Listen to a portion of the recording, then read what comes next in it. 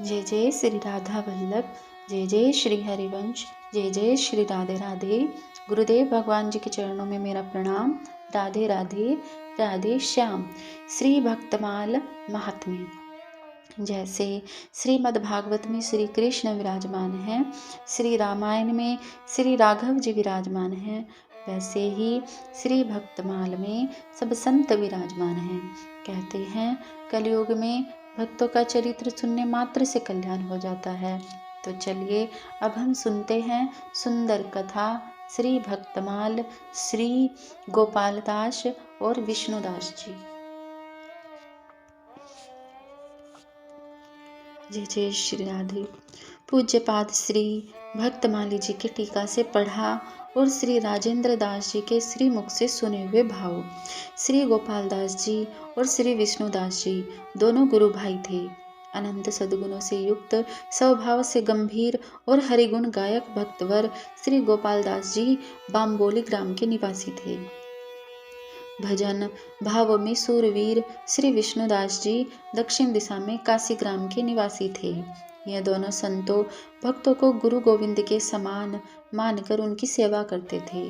साधु सेवा में दोनों गुरु भाइयों का हार्दिक प्रेम अनुराग था। यह दोनों साधु संतों को ऐसे सुख देने वाले थे कि इन्होंने एक नई रीति चलाई। जब कभी किसी संत महात्मा के यहाँ कोई महोत्सव भोज भंडारा होता और इनको निमंत्रण आता, तब ये बड़े उल्लास के साथ बैलगाड़ी में भरकर घी, चीनी और आटा आदि जो भी सामान लगता है वह सब ले जाते थे। कोठारी से मित्रता करके उससे कह देते, देखो संतों की सेवा में किसी चीज की कमी नहीं पड़नी चाहिए। क्या क्या सामान कम है हमें आप बता दो, हम सब ला देंगे। महंत जी को इस बारे में पता नहीं चलना चाहिए कि यह सामान कौन दे गया। इस तरह ये दोनों गुरु भाई गुप्त रूप से सेवा करते थे। इन दोनों का तात्पर्य यह होता था कि महोत्सव में किसी प्रकार की कोई कमी न पड़े और संतों की निंदा न हो। इस भेद को कोई जान नहीं पाता था। महोत्सव संपन्न होने के बाद सबको बड़ा सुख होता था कि कोठार भंडार में किसी वस्तु की कोई कमी नहीं हुई। बहुत से लोग तो कहने लगते थे कि पता नहीं इस कोठार में कोई सिद्धि है या भंडारे में कोई सिद्धि है। एक बार एक संत के आश्रम में उत्सव था। श्री गोपाल दास और श्री विष्णुदास जी रात्रि में बैलगाड़ी में सामान भरकर संत के स्थान पर जा रहे थे। रास्ते में चलते चलते बैलों की प्रकृति खराब हो गई। बैल चल पाने में असमर्थ दिखाई पड़े। यह दोनों गुरु भाई ऐसे महान गोभक्त थे कि इन्होंने बैलों को गाड़ी से खोल दिया और एक स्थान पर उन्हें बिठा दिया। जोर जबरदस्ती बैलों से काम नहीं करवाया।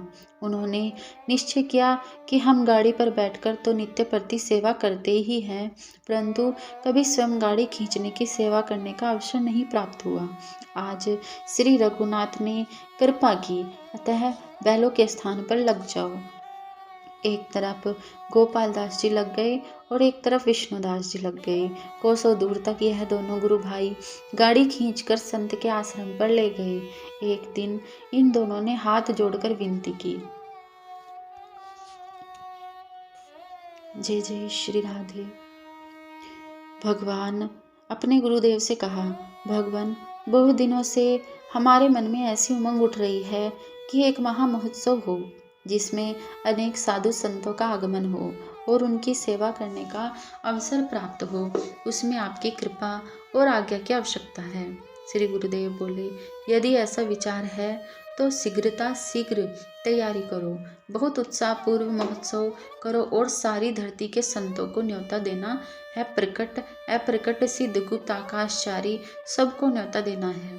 दोनों गुरु भाई बोले, गुरुदेव यह इतने कम समय में कैसे संभव है।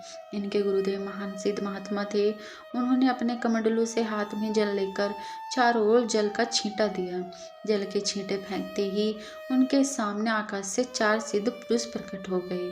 वे उन महात्मा को दंडवत प्रणाम करके सामने खड़े हो गए और हाथ जोड़कर बोले, महाराज श्री कृपा करके बताइए कि हमारे लिए क्या आज्ञा है। महात्मा बोले, हमारे स्थान पर महोत्सव के निमित्त धरती के सभी संत महात्माओं को न्योता देना है। वे चारों सिद्ध प्रणाम करके जो आज्ञा कहकर वहां से चल गए। गुरुजी ने अपने दोनों शिष्यों से कहा कि इस उत्सव में महात्माओं की भारी भीड़ इकट्ठा होगी, अतः उनके ठहरने के लिए कुटिया, सुंदर निवास स्थान बनवाओ। उत्सव प्रारंभ होते ही चारों ओर से संत महात्मा पधारे।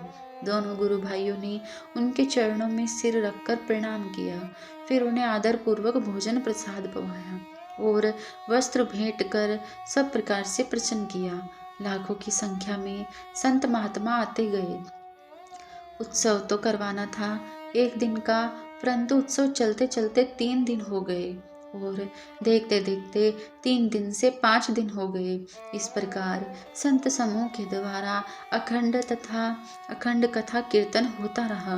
उत्सव की समाप्ति होने पर श्री गुरुदेव से दोनों शिष्यों ने पूछा, गुरुदेव जी, हम लोग खूब दूर दूर तक जाकर भोज भंडार करते हैं, परंतु जो सब संत जो यहाँ पधारे थे, ऐसे ऐसे संत तो हमने कभी देखे ही नहीं।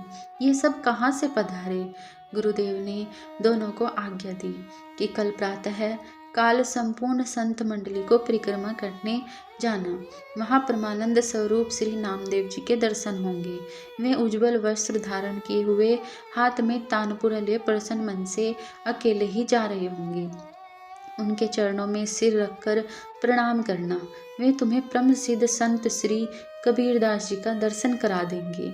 श्री गुरुदेव की आज्ञा पाकर प्रातः काल होते ही दोनों गुरु भाई संतशाला की प्रदक्षिणा करने चले। वहां सफेद वस्त्र में जो दिव्य महात्मा दिखाई पड़े, हाथ में तानपुरा लिए, उनसे दोनों गुरु भाइयों ने पूछा, महाराज आप कौन हैं? उन महात्मा ने कहा, पंडरीनाथ का लाडला। लोग हमें नामदेव के नाम से जानते हैं। उस समय नामदेव जी समाधिस्थ हो चुके थे। पता चल गया कि यही दिव्य शरीरधारी श्री नामदेव जी हैं। दर्शन करके प्रसन्न हो गए। उमंग के साथ दोनों उनके श्री चरणों में लिपट गए। छुड़ाने से भी चरणों को नहीं छोड़ रहे थे।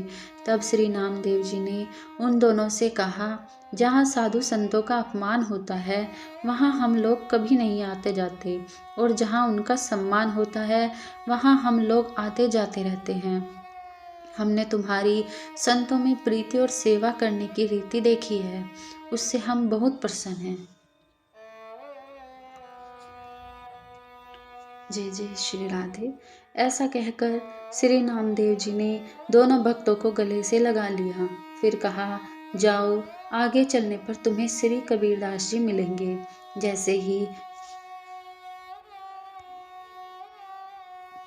राधे राधे। जैसे ही ये दोनों आगे चले, एक दिव्य महात्मा दिखाई पड़े। दोनों ने पूछा, महाराज आप कौन हैं? महात्मा बोले, जगत गुरु श्री रामानंदाचार्य का शिष्य।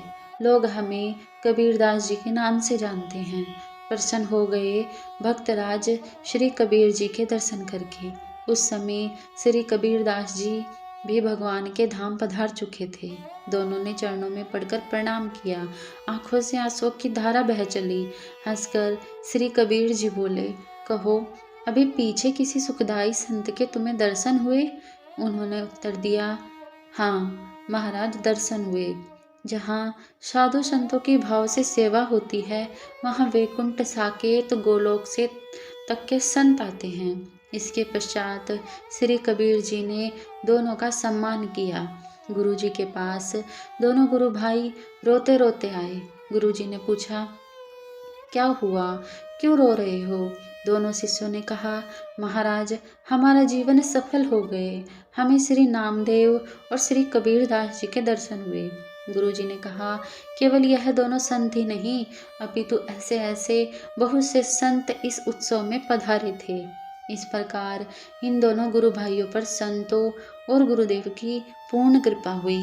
बोलो श्री राधा वल्लभ लाल की जय, भक्तवत्सल भगवान की जय, भगवान के भक्तों की जय। जय जय श्री राधे श्याम।